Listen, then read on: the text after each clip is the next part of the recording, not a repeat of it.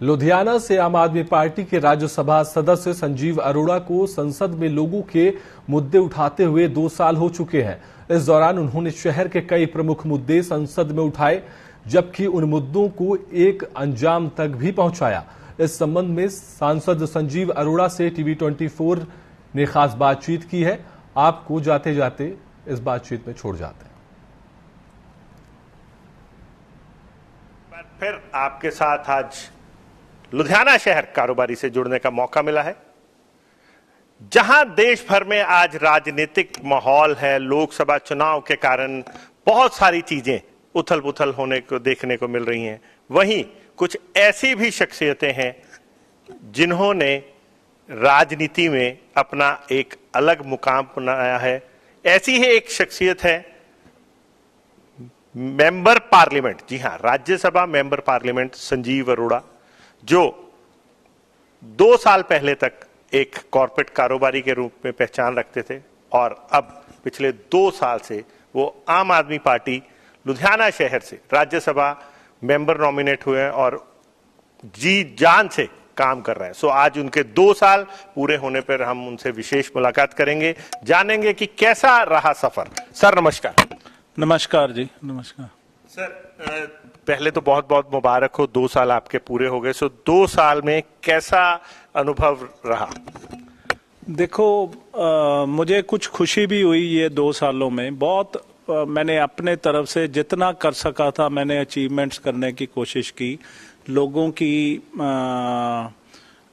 जो इश्यूज थे स्पेशली लुधियाना के, वो मैंने दूर करने के कोशिश की, चाहे वो NHAI के इशू थे या रेलवे स्टेशन को अपग्रेडेशन था, हलवारा एयरपोर्ट जो पता नहीं 10-12 साल से रुका हुआ था, और ESI हॉस्पिटल 1970 में बना था, उसके बाद किसी ने ध्यान नहीं दिया। अब सिविल हॉस्पिटल हम कर रहे हैं सारे। तो मैंने पूरी अपनी दिलो जान से कोशिश की है कि ज़्यादा से ज़्यादा मैं इस 2 साल में काम कर सकूं। पर कुछ डिसअपॉइंटमेंट्स भी रही ये 2 साल में, स्पेशली पार्लियामेंट में। जब हम पार्लियामेंट में जाते थे, कोई इशू लेकर जाते थे, सोच के जाते थे कि हम ये इशू डिस्कस करेंगे या सुनेंगे कि इसके बारे में सारे MPs का, मिनिस्टर्स का, PM साहब का, सबका क्या व्यू है। पर वो जब अडजर्न हो जाते थे तो हम जाते थे बस हाजिरी लगाकर वापस 10 मिनट में। तो मैंने पहले भी रिक्वेस्ट की, अभी भी सारी पार्टी लीडर्स के जो पार्लियामेंट के साथ जुड़े हुए हैं उनको रिक्वेस्ट है कि पार्लियामेंट रेगुलर चलनी चाहिए और उसकी मैक्सिमम यूटिलाइज होनी चाहिए। तभी हमें मेंबर पार्लियामेंट बनने का तभी पूरा फायदा है। अरोड़ा जी, देखा जाए तो 2 साल पहले आप एक प्योरली 100% कारोबारी थे और आपकी डेडिकेशन अपने बिजनेस पे रहती थी। अभी पिछले 2 साल से आप प्योरली एक राजनीतिज्ञ की तरह आपने पहचान बनाई है।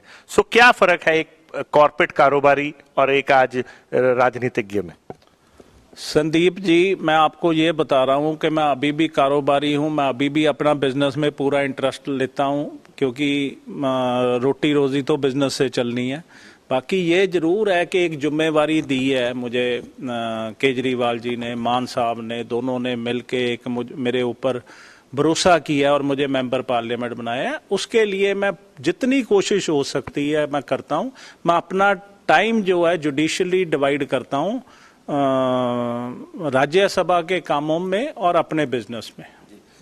सर, अक्सर जब भी आपका कोई प्रेस नोट आता है, रिलीज आता है, या बहुत सारे इश्यूज आपने उठाए हैं राज्यसभा में, मेंबर पार्लियामेंट में जब आप गए हैं, तो वहां पे हमने देखा कभी टेक्सटाइल का मुद्दा हो या कभी बहुत सारे इश्यूज को NHAI हाईवेज को लेके उठाए हैं। तो वहां पर जाके क्या कोई फर्क रहता है, क्योंकि आप नॉमिनेट हुए हैं आम आदमी पार्टी से और सामने सरकार है केंद्र में जो भाजपा की सरकार है, तो वहां पे क्या कोई ऐसा लगता है कोई डिफरेंशिएट है या किसी तरह का कोई फर्क तर्क वितर्क किया जाता है? इसके बारे में मैं आपको क्लैरिफाई करता हूं जी। जैसे मैंने जितने काम किए, मैं गडकरी साहब को 3 बार मिला, NHAI चेयरमैन को 3-4 बार मिला, और सारे प्रोजेक्ट, कुछ नए प्रोजेक्ट लाए, जैसे सिद्धवा कनाल पे 4 ब्रिज है, साइकिल ट्रैक है, ये जो एलिवेटेड रोड है ये जल्दी से जल्दी ख़त्म कराई, और फिर लुधियाना रोपड़ हाईवे पे वर्क हो रहा है, लुधियाना बठिंडा हाईवे पे वर्क हो रहा है, दिल्ली कटरा पे हो रहा है। तो मुझे आज तक कोई प्रॉब्लम नहीं आई। उन्होंने बहुत अच्छी तरह अटेंड किया, जब भी मीटिंग मांगी वो मिले। और मतलब मुझे नहीं कभी ऐसा लगा कि मैं पार्टी ये हो गया। फिर मैं भूपिंदर यादव जी के पास ESI हॉस्पिटल के लिए गया, उन्होंने भी पूरी सपोर्ट दी। फिर उसके बाद मैं सिंधिया जी के पास गया हलवारा एयरपोर्ट के इश्यूज को लेकर, और फिर मैं सिविल एविएशन सेक्रेटरी को मिला, सबको मिला। तो ओवरऑल देखो, कोई सरकारों के ऊपर जहां हजारों करोड़ इन्वॉल्व होता है, कोई टेक्निकल इशू होते हैं, वो कहते हैं जी जिसके लिए पैसे दिए थे वहां नहीं खर्च हुए, ये कहते हैं नहीं। उन इश्यूज का या फाइनेंस मिनिस्टर साहब को पता होगा, या चीफ मिनिस्टर साहब को, या वो मिनिस्टरों को जिन्होंने। पर जहां तक मेरे पर्सनल काम है, पर्सनल मतलब लोगों के काम, बट पर्सनल मैं लेकर गया।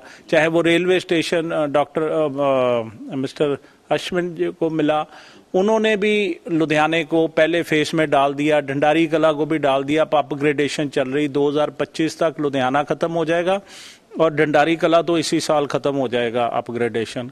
सो मुझे पर्सनली नहीं लगा। बाकी कई बार 100% काम नहीं होते, पर मैं ये नहीं कहूँगा जो हो गया मैं कहूँ जी कि होना ही था, और जो नहीं हुआ उन्होंने जान के रोक लिया। तो मैं थोड़ा इसमें मेरा रवैया अलग है। जी सर, आपने बहुत सारे नाम गिनाए कि आप देश की बड़ी लीडरशिप से मिले, तो मुझे याद है कुछ तस्वीरें ऐसी भी वायरल हुई थी जिसमें आपने हमें भी वो छापने का मौका मिला था, जिसमें आप अमित शाह जी से भी मिले, प्रधानमंत्री जी से भी मिले और पूरे परिवार सहित मिले। तो वहां पर किस तरह का लिहाज है? अक्सर क्योंकि राजनीति में जब हम बात करते हैं, सामान्य जनता में ये रहता है कि वो भाजपा से हैं प्रधानमंत्री जी, तो बहुत तर्क वितर्क फर्क किया जाता है। और आप जिस पारिवारिक माहौल में मिले, तो वहां पे भी क्या कोई फर्क रहा, या किस तरह की गुफ्तगू हुई उस दौरान? देखो जी, जब मैं प्रधानमंत्री जी से मिला तो उन्होंने ही पूछा कि आप अकेला आना चाहते हैं, उनके ऑफिस ने पूछा कि, तो मैंने कहा कि ये मेरी फैमिली, मैंने नाम दिया, मेरे ग्रैंड चिल्ड्रन भी साथ गए, उन्होंने उनको चॉकलेट भी दिए। और क्योंकि हेल्थ के ऊपर मैं बहुत काम करता रहता हूं, उनको उनके पास पूरी नॉलेज पहले ही थी, तो हेल्थ के ऊपर काफी उन्होंने मेरे साथ डिस्कस किया। उनको मेरे आइडियाज भी अच्छे लगे। उन्होंने आगे हेल्थ मिनिस्टर साहब जो मिस्टर मंडाविया हैं, उनको रेफरेंस भी भेजा कि ये आप जो इनके आइडियाज हैं वो देखिए। पर जब हम प्रधानमंत्री जी को मिलने गए, क्योंकि पहली मीटिंग थी, तो लगता तो है, पर उन्होंने बड़ा फैमिली एटमॉस्फेयर में था, तो बड़ा इजी फील कराया और ठीक था। और अमित शाह जी से? अमित शाह जी से भी जनरल पंजाब के हालातों के लिए, वो भी, ये दोनों कटसी कॉल्स थी। कोई मैं इनके पास काम नहीं लेकर गया, कुछ नहीं। मकसद ये था कि मैं मेंबर पार्लियामेंट हूँ, मुझे इनको मिलना चाहिए, उनको पता हो कि मैं मतलब कि अक्सर हम देखते हैं कि ऐसे तर्क वितर्क आरोप लगाए जाते हैं। राजनीति में है, आप समझते हैं कि राजनीति में तो अक्सर आरोप लगाए जाते हैं, जी हम आम आदमी से हैं तो हमें शायद उतना प्रायोरिटी ना मिले, उतना जेस्टर ना मिले। आप प्रधानमंत्री, क्योंकि आज जो सिचुएशन है, चुनावी माहौल है, बहुत सारी चीजें आरोप प्रत्यारोप हैं, और ऐसे में आपकी एक स्टेटमेंट बहुत मायने रखती है। सो किस तरह का माहौल रहता है? क्या वाकई ही वहां आपस में तलवारें खिंची रहती हैं, या एक प्रेम भाव, एक इस सबसे ऊपर उठ के, एक राजनीति से ऊपर उठ के कुछ माहौल रहता है? नहीं संदीप जी, राजनीति से ऊपर उठ के तो माहौल रहता है, पर मुझे ना तलवारें खींचनी आती है, ना मैं करता हूं। पर मेरे साथ सबके रिलेशन ठीक है, और मैं सबका थैंकफुल हूं कि जो मैंने काम कहे उन्होंने कर दिए। किस तरह की शख्सियत लगी? प्रधानमंत्री से मिलने का मौका मिला, पारिवारिक एटमॉस्फेयर में मिले, आप उनसे प्रभावित हुए, या जो सुना था उनके बारे में उससे कुछ हट के रहे वो? नहीं नहीं, बहुत अच्छा, उन्होंने सबके साथ अच्छी तरह मिले, क्योंकि एज ए परिवार तो मिलना ही है। पॉलिटिक्स एक और चीज है, पर्सनल रिलेशन और है। मैंने आपको बोला ना, मैं पॉलिटिक्स के लिए गया था उधर, ना मैं उधर कोई काम लेकर गया था। तो बड़ा पारिवारिक वे न मिले, और बहुत अच्छी तरह, बड़ी अच्छी मीटिंग रही है। सर, आज आपके जब 2 साल पूरे हो रहे हैं राज्यसभा मेंबर में, और इसी समय बड़ा एक, कह लीजिए, एक समय ऐसा चल रहा है बाय डिफॉल्ट कि लोकसभा चुनाव है, और इस समय एक तरफ नारा दिया जा रहा है बीजेपी की तरफ से 400 पार, और दूसरी तरफ हम बात करें तो आपके पार्टी के सुप्रीमो जिन्होंने आपको इतना बड़ा ओहदा, जिम्मेवारी जैसे आपने बोला सौंपा है, वो खुद जेल में हैं और वो आरोप बहुत सारे लग रहे हैं। तो ऐसी सिचुएशन में आप किस तरह से देखते हैं? नहीं, आपका सवाल क्या है, मैं समझा नहीं। मतलब मैं ये कह रहा हूं, एक तरफ आपके 2 साल पूरे हुए हैं, दूसरी तरफ इस समय चुनावी माहौल पूरा देश भर में भखा हुआ है और जिसमें बातचीत चल रही है, आरोप प्रत्यारोप लग रहे हैं। ऐसे में आप किस तरह से जेस्टर करते हैं? आपको क्या लगता है कि आपके सुप्रीमो, पार्टी सुप्रीमो से धक्का हो रहा है जैसे आरोप लग रहे हैं केंद्र सरकार पर, या कुछ वाकई ही दाल में कुछ काला है? देखो, केजरीवाल जी के बारे में मैं कुछ भी कहना इसलिए नहीं चाहूंगा कि कोर्ट में चल रहा है और ये अब क्योंकि जो चीज जुडिशरी में चल रही हो कोर्ट में, उसके ऊपर कोई भी टिप्पणी देनी गलत होती है। तो अब फैसला टाइम के साथ हो जाएगा और हमें जुडिशरी के ऊपर पूरा भरोसा है। केजरीवाल जी को, उनकी फैमिली को, हमें पार्टी की कार्यशैली से आप कैसे प्रभावित हैं, खुश हैं, या वहां पे भी कुछ कमियां हैं? किस तरह से आप देखते हैं, क्योंकि बहुत नजदीक से आपको काम करने का मौका मिला है मान साहब के साथ, केजरीवाल जी के साथ, तो किस तरह से आप प्रभावित हैं या क्या लग रहा है आपको? नहीं जी, मुझे तो हर वक्त सब ने रिस्पेक्ट दी है। जब भी पार्टी ने कोई काम किया मैंने भी उसको निभाया है और मेरी कोई शिकायत नहीं है। दुख तो नहीं लग रहा? कई बार आदमी को लगता है कि गलत डिसीजन ले लिया, अब क्या कर सकते हैं, बोल नहीं सकते। आज मौका है, आप बोल सकते हो, 2 साल हो गए। नहीं, कोई गलत डिसीजन नहीं है। अच्छा, देखो, एक बड़ी इज्जत वाली पोस्ट है, राज्यसभा के आप मेंबर बनते हो, चलो पॉलिटिक्स एक बात है, बट आपको चांस मिलता है कि आप लोगों के लिए काम कर सको, सो मुझे कोई दुख नहीं है। अच्छा सर, पिछले जो काम हो गए वो तो हो गए, जो तो हमने भी गिन लिए, आपने भी गिनवा दिए। आगे का क्या विजन लेके हैं, क्योंकि 2 साल हुए हैं, अभी भी वक्त बहुत बाकी है, तो इसके लिए क्या विजन लेके चल रहे हैं कि क्या? और लुधियाना शहर, क्योंकि लुधियाना शहर आपने जिस हिसाब से, जिस स्पीड से काम किया है, ऐसा लगता है लुधियाना शहर को पहली बार वैल्यू मिल रही है और लोगों की उम्मीदें बहुत आपने खुद ही जगा ली है जितना आपने काम किया। सो क्या आपको लगता है कि आगे उम्मीद आपने जितनी जगा ली है आप उस पर खरा उतर पाएंगे, और किस तरह का और विजन आप लेके चल रहे हैं लुधियाना के लिए? देखो जी, मैं लुधियाना को बहुत अच्छा शहर बनाना चाहता हूं और इसमें लुधियाना एक मशहूर है कि ये इंडस्ट्रियल सिटी है, बट लोग एक चीज बोलते हैं, ये इंडस्ट्रियल सिटी तो है, ये एजुकेशनल हब भी है। इधर 2 मेडिकल कॉलेज हैं, पंजाब एग्रीकल्चर यूनिवर्सिटी है, इधर डेंटल कॉलेज है, नर्सिंग कॉलेज है और नॉर्मल कॉलेज तो बहुत है। एक वो भी है अपने पास, वेटरनरी यूनिवर्सिटी भी है, हाँ वो भी यूनिवर्सिटी है हमारे पास। सो हमारा एजुकेशनल हब है। तो इसमें लुधियाना में अब इंफ्रास्ट्रक्चर ज्यादा बढ़िया करना चाहिए और उसके पीछे मैं लगा हुआ हूँ, चाहे वो रोड्स है, चाहे वो एयर है, चाहे वो ट्रेन है। और जब ये इंफ्रास्ट्रक्चर बेटर होगा, कनेक्टिविटी बेटर होगी, तो होटल्स भी आएंगे, कन्वेंशंस भी ज्यादा होंगी, सारा कुछ होगा। तो ओवरऑल लुधियाने में, और इंडस्ट्रियलिस्ट कोई भी मेरे पास काम लेकर आते हैं मैं टेकअप करता हूं, चाहे वो टेक्सटाइल का हो। आप फोकल पॉइंट की रोड्स देख लीजिए, कितने साल से नहीं बनी थी, अब सारी रोड्स बन रही हैं। सर, कल जितनी भी बातें करी हैं बहुत अच्छा लगा है, और इन सब में ये तो देखा है हमने कि आपने टेक्सटाइल के लिए बात करी, बड़े बड़े फोकल पॉइंट्स बनवाए। एमएसएमई सेक्टर कहीं ना कहीं मिस नजर आ रहा है। और अगर पंजाब की बात करें, आज हम देश की भी बात करें, तो प्रधानमंत्री वहां से एक विश्वकर्मा योजना चला रहे हैं जिसमें कारीगरी जो स्तर है उसको मोटिवेट किया जा रहा है, और जबकि इस कारीगर स्तर के लोगों की बात करी जाए तो ये भी लुधियाना से संबंधित है। अगर हम बात करें रामगढ़िया बिरादरी, हमारे बहुत सारे इस तरह के लोग हैं तो जिन पे पास हुनर है। इस सेक्टर के लिए क्या आप कुछ करने के लिए विजन रखते हैं?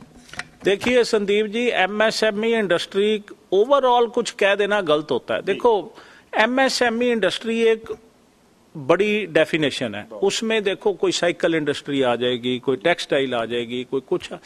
सो मैं ये कह रहा हूं कि हर इंडस्ट्री की अपनी प्रॉब्लम्स होती हैं। इस वक्त टेक्सटाइल इंडस्ट्री बुरे दौर से गुजर रही है, साइकिल इंडस्ट्री थोड़ा बुरे दौर से गुजर रही है, बट जब ठीक चलता है तो वही एमएसएमई इंडस्ट्री ठीक लगती है।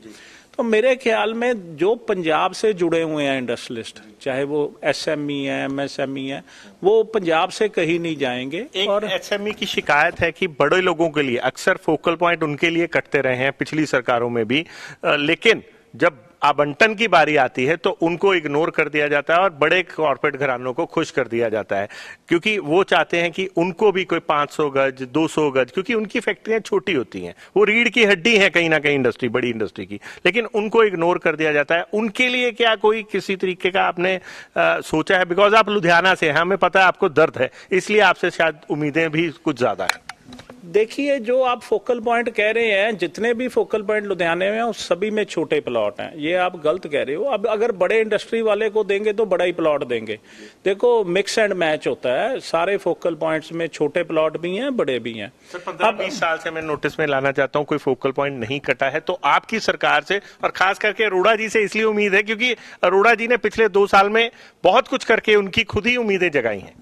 देखो, सरकार लेवल पे इस वक्त ना जमीन की कीमतें पंजाब में इतनी बढ़ गई हैं कि अक्वायर करके फोकल पॉइंट काटने इम्पॉसिबल तो नहीं है, पर मुश्किल है। हमने एक कहावत सुनी थी, where there is a will there is a way.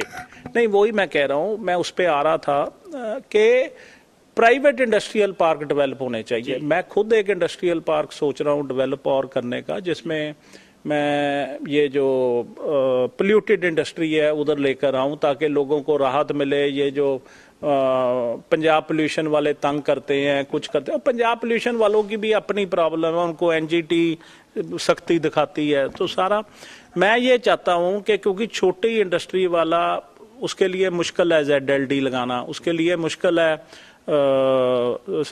ETP लगाना, तो मैं ये कहता हूं कि एक इंडस्ट्रियल पार्क बनने चाहिए, उसमें कॉमन ETP और ZLD लगे, ताकि वो उधर आ जाए और वो सिर्फ फोकस कर सके अपनी इंडस्ट्री पे, रादर देन के कभी पोल्यूशन डिपार्टमेंट का इंस्पेक्टर आ रहा है, कभी एक्सीएन है, कभी कुछ है, और उनको ऑलवेज टेंशन नहीं रहे भाई यार कल क्या होगा। आपकी बात ठीक है, पर प्राइवेट इंडस्ट्रियल पार्क ज्यादा डेवलप होने चाहिए। एक आखिरी क्वेश्चन सर, आप राज्यसभा मेंबर हैं, एक नॉर्मल एक्टिव राजनीतिज्ञ होता है और एक राज्यसभा मेंबर रहते हैं जैसे आप हैं, तो इनमें कार्यशैली में कितना फर्क रहता है? देखो, मेरे पास तो एक ही एक्सपीरियंस है 2 साल का राज्यसभा का, दूसरा एक्सपीरियंस मेरे पास है नहीं।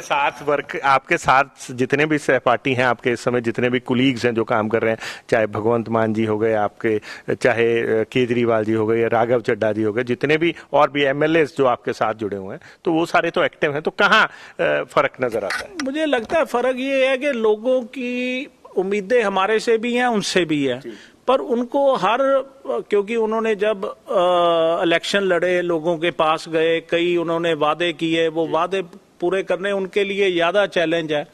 अब राज्यसभा के मेंबर ने कोई वादे किए नहीं होते, पर जो वो कर दे वो अप्रिशिएट होते हैं, और मुझे ये लगता है कि राज्यसभा मेंबर को भी ऐसे ही काम करना चाहिए जैसे कि उसको इलेक्ट किया गया, क्योंकि इलेक्टेड MLAs नहीं उन्होंने बनाया। हर लोकसभा या राज्यसभा मेंबर से मैं यही, मेरी गुजारिश है यही है कि ज्यादा से ज्यादा काम करके, क्योंकि एक आप देखिए कितनी देर से 500 कुछ लोकसभा के मेंबर हैं और 250 के आसपास राज्यसभा के, और पॉपुलेशन हमारी मेरे ख्याल ये होंगे जब 50-60 करोड़ इंडिया की, अब 140 करोड़ पॉपुलेशन होगी, मेंबर पार्लियामेंट उतने ही है। एक तो मेंबर पार्लियामेंट्स की मेरे ख्याल से गिनती भी बढ़नी चाहिए, और दूसरी बात ये है कि जो एग्जिस्टिंग मेंबर पार्लियामेंट है वो 3 गुना भी काम करें, तब जाकर उनको वो they can do justice to their job. जैसे कि बहुत इस समय चुनावी माहौल है लोकसभा का, और धड़पकड़ एक दूसरे पार्टी छोड़ के एक इधर उधर जाने का बहुत वो लगा हुआ है, दारोमदार चल रहा है, तो नहीं तो वो कहते हैं ना, एक पीछे से शायद ED का डर दिखाते हैं या किसका डर दिखाते हैं, तो आप जैसे राज्यसभा मेंबरों को इस तरह का कोई डर नहीं लगता जिस हिसाब से आप काम कर रहे हैं या आम आदमी की आप प्रशंसा कर रहे हैं? संदीप जी, डर के क्या फायदा? जो देखो, लाइफ में डरना नहीं चाहिए, काम करते रहो, जो होना है आप रोक नहीं सकते। फ्यूचर अगर सोच के काम करते रहोगे फिर काम नहीं होगा। Live in present, forget about past, don't think too much about future, remain in present और अपना काम करते रहो। एंड में सर लुधियाना की जनता को क्या कहना चाहेंगे जिन्होंने 2 साल में आपको बहुत सारा प्यार दिया और उसके साथ साथ बहुत सारी उम्मीदें भी आपसे जगाई? मैं बहुत शुक्रगुजार हूँ लुधियाना वालों का, पंजाब वालों का, जो जिन्होंने मुझे इतना प्यार दिया और मेरी हर जगह इज्जत मान की। और उन्होंने जो देखो, कोई भी आदमी आकर लुधियाने का वासी हो, इंडस्ट्रियलिस्ट हो, कोई मुझे आकर कहता है जी मुझे खुशी हुई कि आपने ये काम कर दिया, मुझे अंदर से बड़ी खुशी होती है।